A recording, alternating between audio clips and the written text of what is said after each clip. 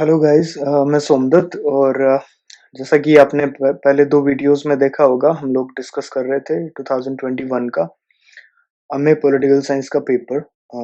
उसमें हमने दो पार्ट्स ऑलरेडी डिस्कस कर लिए। ये थर्ड और फाइनल पार्ट होगा आज जो डिस्कस करेंगे। सो beginning with the first question, who among the following political leaders was instrumental in separating the annual meetings of the social conference and the Indian National Congress, which used to meet at the same venue and with several common delegates till 1895? Choose the correct answer. इसमें तिलक answer होगा correct answer. उसमें जो marriage as bill पर जो controversy चला था 1891 और 2 में, उसके बाद से इनके दो अलग अलग इश्यूज थे। सोशल कॉन्फ्रेंस का ये था कि सोशल रिफॉर्म्स पहले होने चाहिए पॉलिटिकल रिफॉर्म्स से, और तिलक वगैरह ये जो कुछ लोग थे, इनका ये था पॉलिटिकल रिफॉर्म्स पहले आने चाहिए, और इंडिया जो ब्रिटिश गवर्नमेंट है उसको इंडिया के सोशल इश्यूज में इंटरफेयर करने का कोई राइट नहीं है। So this was the controversy. इसमें एक तरफ तिलक और ये इस तरह के लोग थे, दूसरी तरफ जो नरम दल के लीडर्स थे, बेसिकली वो लोग थे। Next question, which of the following are associated with Roy? Option A, every man is entitled by law and reason to enjoy the fruits of his honest labor and good management. Option B, he defended right to property. Option C, he defended permanent settlement in his report to the House of Commons in 1831. Option D, he derived his income from zamindari and money lending business. Option E, he pointed out injustices of the revenue system and demanded their rectification. तो ये आपको मतलब पढ़ना पड़ेगा ये Indian political thought का जो part है। रोई वाज अ मेजर थिंकर है ना, इसके साथ ही इंडियन जो मॉडर्न इंडियन पॉलिटिकल थॉट है वो स्टार्ट होता है। तो इग्नू का जो स्टडी मटेरियल है उसमें ये पूरे के पूरे आपको जितने भी ऑप्शंस है ये सारे मिल जाएंगे उसमें।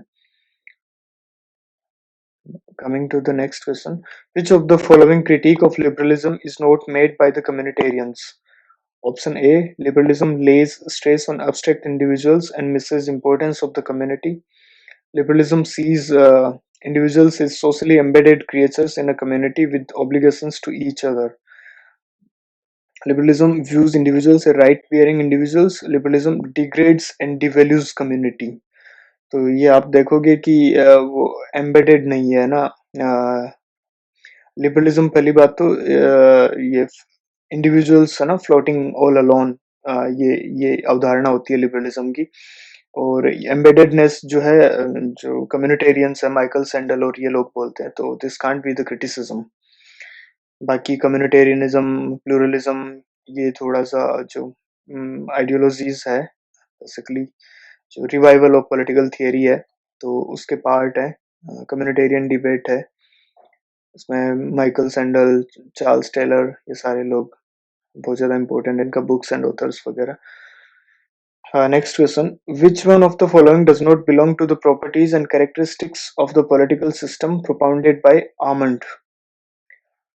Universality of political system, political structures, multifunctionality of political structures, homogeneity of political systems. ये नहीं होगा ना आंसर। ये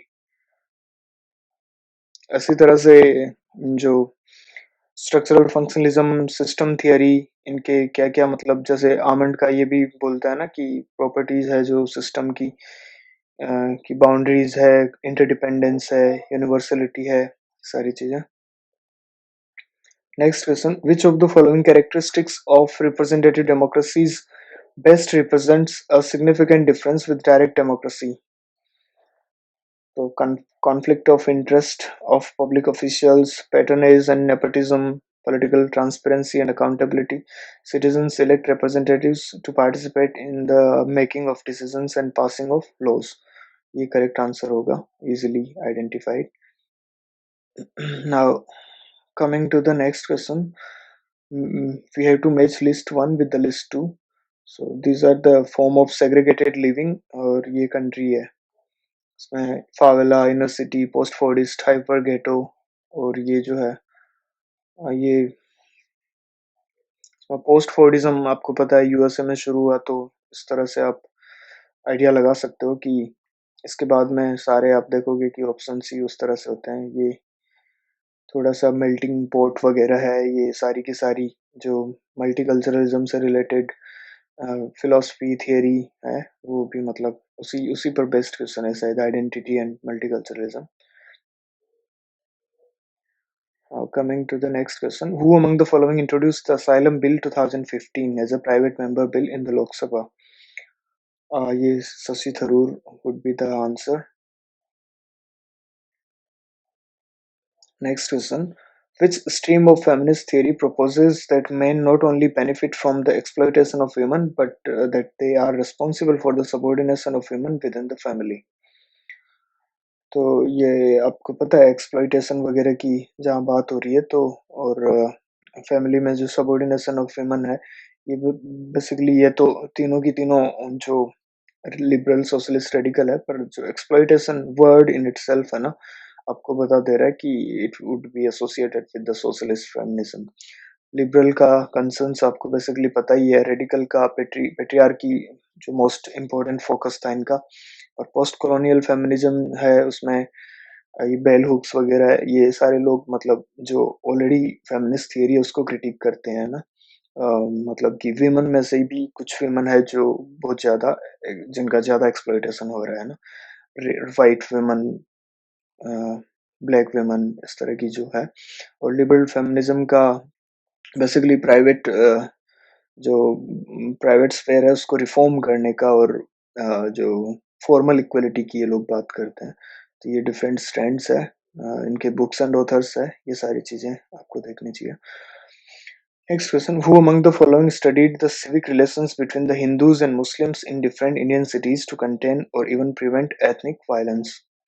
इसमें Ashutosh Varshney would be the correct answer. इसका जो बुक्स है और भी मतलब डेमोक्रेसी पर बहुत ज़्यादा काम है, फॉर एग्जांपल, और योगेंद्र यादव के साथ पैराडॉक्स ऑफ रिप्रेजेंटेशन वगैरह इस तरह की जो मेजर थीम्स है, वो भी इसी तरह से जो सोशल कैपिटल की अवधारणा है ना इसका, रॉबर्ट पुटनम वगैरह। Next question, match list with list two, list one with list two, ये ऑर्गेनाइजेशन है और ये इसका सेक्रेटेरिएट है। तो ये आसियान का आपको पता होगा, अगर तो आसियान सार्क ये दो तो मतलब इजीली संघाई कोऑपरेशन ऑर्गेनाइजेशन, तो one of the easy questions. तो इसमें अपन को ये लिस्ट मैच करना है, तो Indian Ocean Rim Association, Maldives, Shanghai Cooperation, SAARC, ASEAN, choose the correct answer. तो आप देखोगे कि आसियान का जो है, सार्क का फॉर एग्जांपल काठमांडू है तो C3। इसमें मतलब यू कैन इजीली आइडेंटिफाई, ये none of the above would be the answer, मतलब without wasting our time, match the following books and authors. Imagine communities, इसमें ऊपर भी अपन ने बहुत ज़्यादा डिस्कस किया, अर्नेस्ट गैलेनर इमेजिन कम्युनिटीज, ये जो बेनेडिक्ट एंडरसन का बुक है। इसी तरह से जो हॉब्सबॉम है उसका भी एक बहुत इंपॉर्टेंट आइडिया है नेशनलिज्म से लेकर के, थोड़ा सा मार्क्सिस्ट ओरिएंटेशन है उसमें। The ethnic origin of nations, ये एंथनी डी स्मिथ का, डेमोक्रेसी इन अमेरिका, टॉकवेल, और द सिविक कल्चर, ये Lucian Pye and Sidney Verba. तो here you can see Almond and Verba होगा, सॉरी इसका सिविक कल्चर का। ये चारों बुक्स ही बहुत ज़्यादा इंपॉर्टेंट है। इसी तरह से और भी बुक्स है, बुक्स एंड ऑथर्स आप देख रहे हो, 2-3 क्वेश्चंस तो आते ही हैं हर पेपर में। और next question, which of the ideas are associated with Savarkar? Choose correct answers. Uh, blunt the age of demands made by the depressed classes. Prevent further atomization of the Hindu community. Cultural concept of nationalism. Option D, negate the territorial concept of nationhood propagated by Congress. तो इसमें सारे के सारे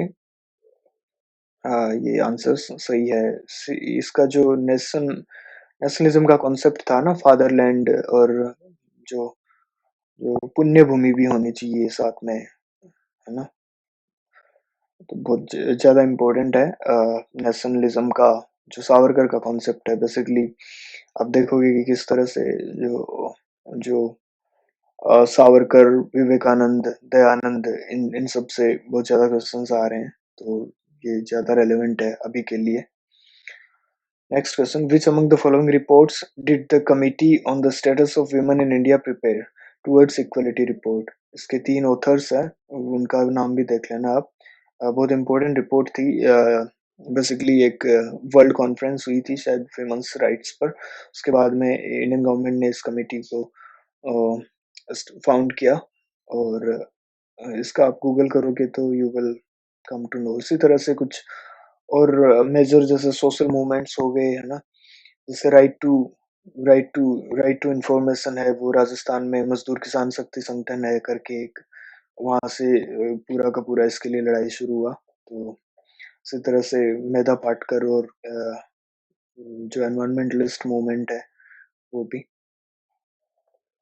Which of the following features have not been identified with the transition to modernity in the Western countries? Industrialization, democratization, urbanization, revival of ancient cultures. ये this would not be the correct answer. You can easily see इनका जो modernity का idea यही था ना, मतलब जो ascriptive values से आप डिफरेंशिएशन की तरफ जाएं और अचीवमेंट की तरफ जाएं। जो पॉलिटिकल मॉडर्नाइजेशन का ये क्वेश्चन है। Next question, given below are two statements. Statement 1, public choice approach is associated with Vincent Ostrom. Structural approach is not associated with Herbert Simon. या it is not associated with Herbert Simon. ये basically पहले कुछ sociologist थे, Herbert Simon तो बहुत late होता है, Parsons वगैरह है, वेबर वगैरह है, ये सारे थे, इसके बाद में आमंड वगैरह हो गए। पब्लिक चॉइस अप्रोच ये विंसेंट ऑस्टम के साथ एसोसिएटेड है। तो इसी तरह से public choice, rational choice approach, public choice approach Kenneth arrow है, इसका इम्पॉसिबिलिटी थ्योरम है, ये इकोनॉमिक थियरी ऑफ डेमोक्रेसी करके एक बुक है, और एडमिनिस्ट्रेटिव इगोइज्म का जो कॉन्सेप्ट है, मतलब रेशनल चॉइस अप्रोच से रिलेटेड जितने भी कॉन्सेप्ट्स हैं वो भी आपको बुक्स एंड ऑथर्स वगैरह इससे इससे क्वेश्चंस आ ही रहे हैं मतलब हर बार। Next question, elections to the Rajya Sabha in India follow the principle of proportional representation. Which among the following systems is followed in this regard? ये सिंगल ट्रांसफरेबल वोट सिस्टम, एक बार लक्ष्मीकांत पढ़ते ही आपको आइडिया लग जाएगा। Which of the following sentences are correct? Pranab Bardhan argued that India was leading to a crisis of governability during 1990s. ये शायद अतुल कोहली का concept था, क्राइसिस ऑफ ये गवर्नेबिलिटी फुको का इम्पोर्टेंट आइडिया है, आप सब अवेयर होंगे इससे। आशुतोष वास ने argued that a real divide exists between India and Bharat. Option C, Leela Fernandez has argued that emerging middle class in India is not a homogeneous category. Pradeep Chibbar and Rahul Verma argued that there is an ideological space of party politics in India. Joya Hassan had argued that the new farmer movements were more closer to the right-wing political ideology. Last option, Gopal Guru has argued that only subalterns can articulate themselves as they have lived experiences of discrimination. तो इसमें C, D, E and F C होगा केवल, C, D, E, F last वाले। सबोल्टन theory में है ना, can the सबोल्टन speak, और इस तरह की जो है जैसे ये बहुत इम्पोर्टेंट ऐसे था सबोल्टन थियरी में। Lady has written, I can't recall the name right now. Zoya Hasan का पार्टी पॉलिटिक्स पर ये इसका जो फार्मर्स मूवमेंट का चैप्टर है ऑक्सफोर्ड कंपेनियन में, और इसी तरह से मतलब क्लास पॉलिटिक्स का भी वहाँ पर ये लीला फर्नांडिस है, और ये रुडोल्फ वगैरह बोलते हैं कि इंडिया में क्लास इज कैटेगरी अवेलेबल नहीं है, और लीला फर्नांडिस का आर्गुमेंट है कि it's not an homogeneous category, मतलब होता है ना क्लास में भी अलग अलग है, जैसे कुछ फॉर्मल जो होते हैं इनफॉर्मल वर्कर्स, फॉर्मल वर्कर्स, ये एक तरह का डिवाइड है और भी कई तरह की डिवाइड है, तो इट्स नॉट होमोजेनस। और ये किसी और का आइडिया है आशुतोष वास नहीं, India that is India and Bharat, India versus Bharat. तो ये देख लेना आप एक बार।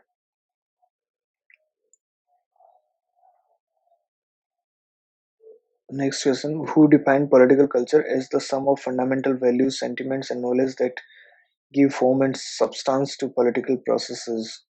Lucian Pye. इसके और भी पॉलिटिकल कल्चर में जैसे आमंड बात करता है three types of political culture, ये 5 देशों के एटीट्यूड्स ओपिनियन सर्वेज की हेल्प से पढ़ते हैं, और they come to propound the three types of political culture that is found in different countries. Last one is civic culture, that is mixed one. Next question: On which point neoliberal institutionalism disagrees with neo-realism? International system is characterised by anarchy, ये दोनों believe करते हैं, neoliberal institutionalism और neo realism दोनों में कुछ कुछ similarities है। States are major players in IR, states cooperate with each other based on cost benefit analysis. There is complex interdependence among states, complex interdependence आपको पता है कोहेन और नाई का जो आइडिया है, ये नियो लिबरलिज्म का नियो नियो हाँ नियो लिबरल इंस्टीट्यूशनलिज्म का सेंट्रल आइडिया है। तो this way you can find, और भी इनमें कुछ कुछ डिसएग्रीमेंट्स है, जैसे कि ये ह्यूमन इगोइज्म में आप अगर रियलिज्म और न्यू रियलिज्म में डिफरेंशिएट करना चाहो, तो रियलिज्म का ह्यूमन इगोइज्म पर बहुत ज्यादा स्ट्रेस होता है, और इसका इंटरनेशनल न्यू रियलिज्म का इंटरनेशनल स्ट्रक्चर्स पर होता है। तो ये थोड़ा सा कंपेयर एंड कंट्रास्ट ना। ये 5 ईयर प्लान्स है और इनका क्या क्या थीम रहा था: inclusive growth, investment in heavy industry, agricultural and irrigation, poverty eradication. तो this you can see easily. A inclusive growth जो है वो 11th 5 year plan, investment in heavy industry ये सेकंड 5 ईयर प्लान था, एग्रीकल्चर एंड इरिगेशन ये first था। तो आपको फर्स्ट और सेकंड अगर याद है तो भी आप इस क्वेश्चन को इजीली कर सकते हो। Next question, again books and authors: Hind Swaraj, Gandhi, Tuhfat al Muwahhidin, gift to deists, ये आपको पता है रोई का लिखा हुआ है, सत्यार्थ प्रकाश है, Dayanand Saraswati, Gulamgiri, Phule, the reconstruction of religious thought, Iqbal. तो इस तरह से बहुत इजी इजी है, आपको कुछ का तो आइडिया होता ही है, एक दो बार इंडियन पॉलिटिकल थॉट को बढ़िया से देखने पर you can easily attend these questions. Next question: when was the NITI Aayog forum form for Northeast set up to address various challenges in the region and recommend requisite interventions to achieve sustainable economic growth? 2018 फरवरी। कुछ questions ऐसे भी रहेंगे जिसको मतलब थोड़ा सा मुश्किल होता है। Isaiah Berlin is known for his argument that the state can and should do more to reduce economic inequalities. The criminal system should be reformed. Irrational people cannot enjoy freedom. A positive conception of freedom represents a threat to individual liberty. ये आपको पता है negative liberty की बात करता है Berlin जो है, और इसका पॉजिटिव लिबर्टी का आइडिया भी बहुत मोरल स्फेयर तक है ना, लिमिटेड है। तो अ, इस तरह से मतलब इसको डिस्टिंग्विश किया जा सकता है। लिबर्टी में आपको पता ही है जेएस मिल, बर्लिन और हेक वगैरह, ये 3-4 इम्पोर्टेंट थिंकर्स है। Next question: Who among the following distinguished four main clauses: center, periphery, state, church, rural, urban, and workers, employers clauses? ये Clavis theory of party politics भी है, लिपसेट और रोकन का। तो created by two revolutions such as National Revolution and the Industrial Revolution respectively that constituted the basis for the formation of political parties in Western democracies. Again political parties है ना, Clavis theory इसी तरह से मतलब word association काफी है, अगर आपको इसका इतना पता हो कि Lipset and Rokkan discussed cleavage theory of party politics. इसी तरह से मॉरिस डुअर्जर का जो आइडिया है कि अ, जो प्रपोज जो एक पर्टिकुलर इलेक्टोरल सिस्टम की बात करता है which tends to lead to the bi party system. जैसे यही होता है, first past the post system है यही। इसका इसी तरह से इसका जो ये पार्टीज को डिवाइड करता है, जैसे फोर पार्ट्स में, मतलब उसका इनर सर्किल के बेसिस पर। फॉर एग्जांपल ब्रांच हो गया, मिलिशिया हो गया, और इसी तरह से दो टाइप्स बताता है। Next question. What aspects of the capability approach to a person's advantage proposed by Amartya Sen is not captured in the following statement? Ability to meet nutritional requirements, access to clothing and shelter, the power to participate in the social life of the community, fulfillment of all desires and pleasures. ये possible नहीं है ना, मतलब तो easily you can see capability approach is associated with Amartya Sen and Martha Nussbaum. Next question. Which one of the following does not constitute the 14 principles of management of Henry Fayol? Division of work, scalar chain, unity of command, promotion. ये थोड़ा सा आपको एक दो बार पढ़ना पड़ेगा इसी तरह से कुछ, और इससे मेजर है ना एकदम से केवल वर्ड एसोसिएशन पर क्वेश्चन आते हैं मोस्टली पब्लिक एडमिनिस्ट्रेशन से, जैसे कि अ, ये bounded rationality is associated with home. इसी तरह से और भी सेवन पोस्ट पोस्ट कोर का जो कॉन्सेप्ट है, मतलब बहुत इजी से ऊपर ऊपर से। Next question. Which amendment of the Indian Constitution reduced the voting age from 21 to 18? Now, this we all know. 61st Amendment. Next question. Which one of the following does not come under the categorization of pure types of political culture by Amand and Baba? ये अपन ने ऊपर भी discuss किया था अभी political culture से। एक तो वो डेफिनेशन था जो लुशन पाई का ऊपर आया था, इसके साथ ही कुछ डेनियल एल्जर का भी ये क्लासिफिकेशन ऑफ पॉलिटिकल कल्चर है। इसी तरह से फाइनर का भी है, जो तीन पार्ट्स में वो डिवाइड करता है पॉलिटिकल कल्चर को। डेनियल एल्जर का फॉर एग्जांपल मटेरियलिस्टिक कल्चर हो गया, ये कल्चर हो गया। इसमें आप देखोगे कि आपको इजीली, मतलब पैरोकियल है, पार्टिसिपेंट है, सब्जेक्ट है, तो डेरिवेटिव जो है वो उसका पार्ट नहीं है। The Hawthorne experiment in public administration is associated with, ये आपको पता है, human relations theory Elton Mayo का जो था, जिस जिस जिससे कि बाद में ह्यूमन रिलेशंस का बहुत ज़्यादा बढ़ जाता है और ह्यूमन रिलेशंस पढ़ने लगते हैं पब्लिक एडमिनिस्ट्रेशन में। जो एवोल्यूशन ऑफ पब्लिक एडमिनिस्ट्रेशन है उसको आप पढ़ोगे कि पहले जैसे पॉलिटिक्स एडमिनिस्ट्रेटिव डाइकोटोमी आता है, फिर प्रिंसिपल्स आते हैं, फिर चैलेंज टू प्रिंसिपल्स, है ना? इस तरह से जो 5 और 5 और 6 स्टेजेस है पपेट के एवोल्यूशन में। अगेन मतलब बहुत ईज़ी सा क्वेश्चन है, आपको दिख रहा है ये। Next question. The distinctive features of Luke's views on power are summarized in which of the following statements? Power is decision making and non-decision making. Power is control over political agenda. Thought control की बात होती है, तो ये discusses three views है ना on power, और ये इसके तीनों के तीनों है ना, इसमें इसके आर्गुमेंट है, तो all of the above would be the correct answer. Hegemonic stability theory argues, पहले तो हेजेमोनिक स्टेबिलिटी थियरी आपको पता है, ये यूएस से as a hegemon which emerged after the end of cold war, तो उस टाइम ये एग्जिस्टेंस में आया हेजेमोनिक स्टेबिलिटी थियरी। ये बात करता है कि बेसिकली लिबरल आइडिया है कि किस तरह से एक हेजेमन होना चाहिए आई इंटरनेशनल रिलेशंस में, जो कि ये पूरा का पूरा सिस्टम को मेंटेन कर सके, फ्री मार्केट वगैरह ये सारी चीजें हैं। तो hegemons facilitate development of strong regimes.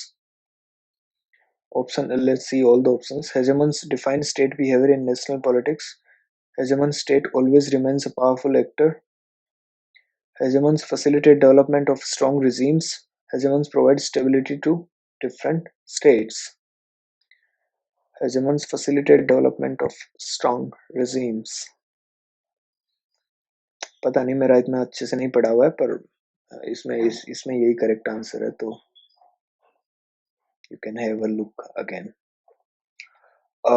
Next question. Organization of village panchayats as units of self-governance has been a directive principle guiding state policy listed in the Constitution of India.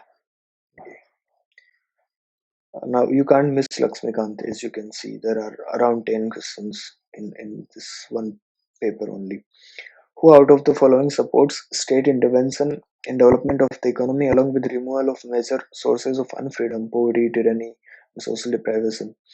अभी आप इसमें देखोगे कि इसको आप एकदम कुछ भी नहीं पढ़ रखा है तो आप इसको आराम से सॉल्व कर सकते हो।